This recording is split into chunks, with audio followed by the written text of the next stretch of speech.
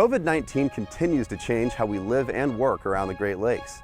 We checked in to see how some of the people and industries we've shown you in the past are moving forward. Last June, we introduced you to Planted, a hydroponic farm in Detroit. At the time, they were delivering greens and microgreens to local restaurants. With the COVID-19 pandemic, that client base dried up, and Planted had to find a new way forward. We decided that we wanted to take the risk to stay open. Since we made that decision, we've sold almost every leaf of lettuce that we've grown. Hygienic procedures in place, Planted jumped into the ready-to-eat salad business, making door-to-door deliveries across Detroit and beyond. Quickly, the Detroit market showed us that they really did want to continue to buy local produce, which is wonderful. So we took the opportunity to pivot. If we go right to the customer, then we're able to offer them slightly lower prices. Just seems to be a real win-win. We're still growing microgreens, greens, and herbs, and we do put some of each of those categories into every ready-to-eat salad.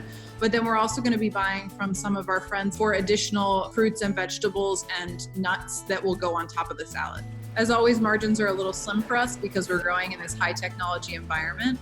But we're still building. We're constructing our next 2 grow rooms. We just started this week when the new executive order allowed for construction.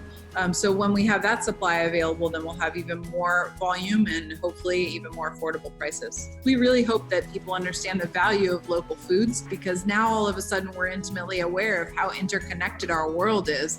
And when any aspect of it shuts down, then it really does compromise our ability to feed our families. In Lake Superior, off of the Keweenaw Peninsula, lies Buffalo Reef, a vital spawning site for whitefish and lake trout, but it's under threat. Chris Korleski is the director at the U.S. EPA's Great Lakes National Program Office.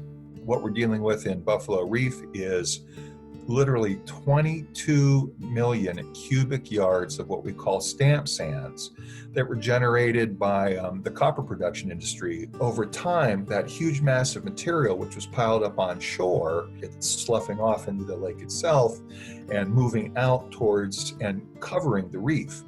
The mining waste has already covered 5 miles of shoreline, and it threatens the fish that spawn on Buffalo Reef in 2 ways. One, it contains copper. If you have much of an accumulation, more than an inch thick, it can be toxic, both to plant life and to fish life. The bigger problem that we're struggling with right now is the sand being a very fine particle as it washes over the reef. When it fills in those spaces between the cobbles, it's no longer available for spawning. The fish on Buffalo Reef are vital to commercial and recreational fishing, and to the Keweenaw Bay Indian community. So the lake bottom is being dredged, and piles of stamp sand on the lakeshore were moved away from the water. They got rid of those vertical slopes and pushed that material as far back as they could to try to make it look much flatter and much more level. So at least you didn't have that huge potential amount of just piled material ready to fall into the lake. It's a step, but no permanent home has been found for all that stamp sand. People are working very hard, but finding a long-term solution is not going to be easy.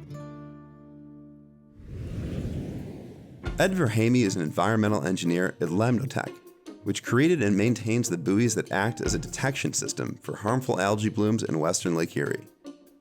Because that data helps safeguard Toledo's drinking water, Ed's work is considered critical, and it continued despite the pandemic.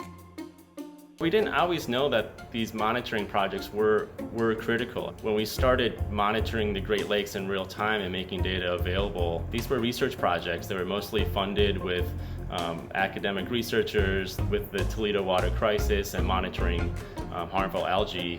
This is the first time we've really had to ask folks, is this critical infrastructure? And the answer was yes.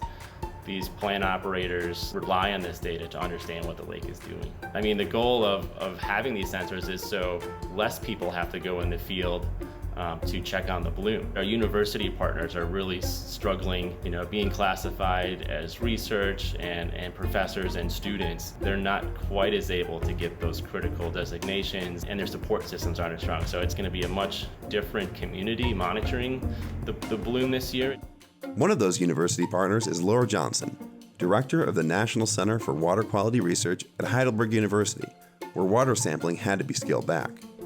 With the pandemic, essentially our campus has been closed since spring break. We do want to protect our technicians in our lab, and so the question has been, well, what are the critical samples and what aren't? Typically what we do, we have 23 sites, we usually take 3 samples a day. And the reason we do that is because if we get a big storm, we want to capture all of the changes in that day. So the first thing we did was they were like, well, we're not doing that anymore.